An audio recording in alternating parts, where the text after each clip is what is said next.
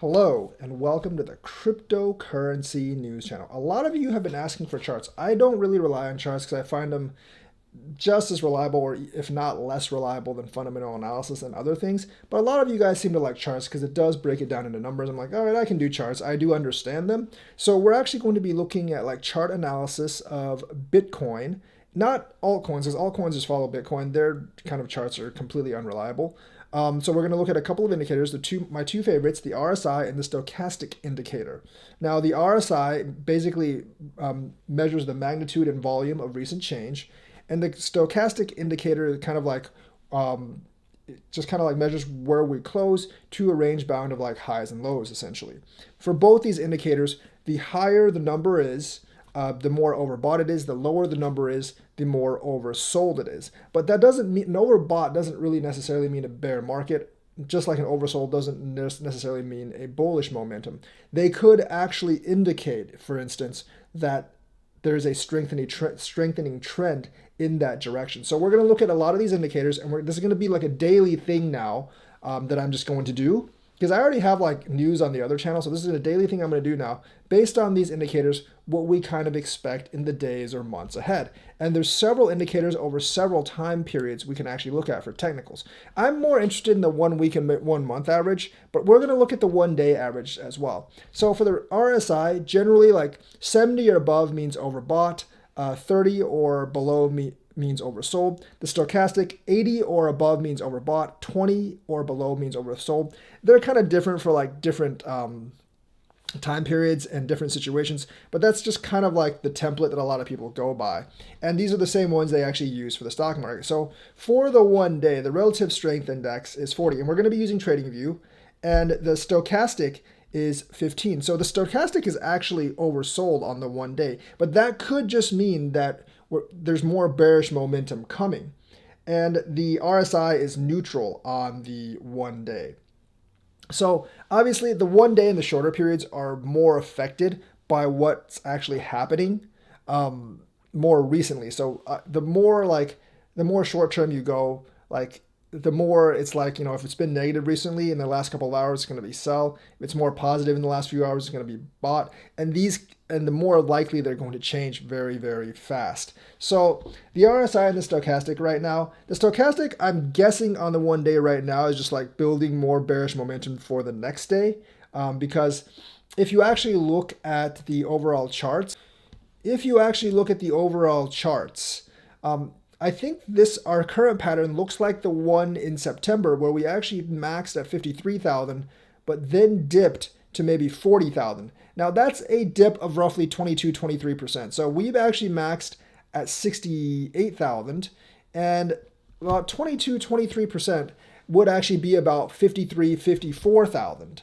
So that's the thing we're actually at right now. So like, it might be that the bottom for this particular drop could be 52 to 53,000. And that's actually like 52 to 54 is what I'm hearing from a lot of people.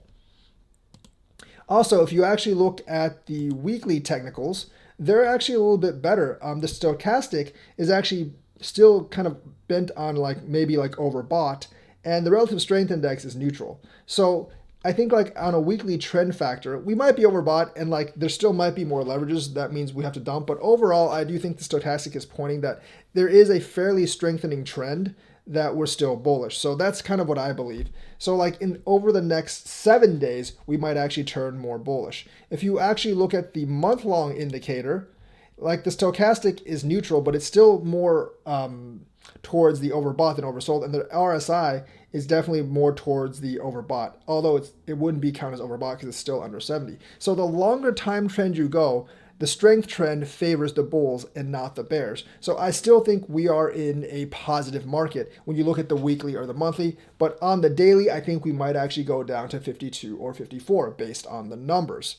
So now we're actually going to go look at the BTC USD longs and shorts. The shorts are still very low, 1,336. The longs are actually fairly, you can see they've actually come down from 54,000 to 30,000 longs, but there's still the longs and the shorts. The longs still outnumber the shorts by like 1 to 20. So, like this guy actually says, the ratio is still 20 to 1 longs, and there could be one final squeeze. And I think that one final squeeze would actually take us down to 52 to 54,000. And at that point, they'll kind of like equal out, and there won't be much left to squeeze. So we could actually go back up after that if you actually look at kind of like what the chart is indicating. So how long will that take? Well, that might take like the better part of next week. Maybe it'll come this weekend. I'm not really sure. Remember, crypto trades over 24 hours, 7 days a week. There's no like really real like working day for cryptos.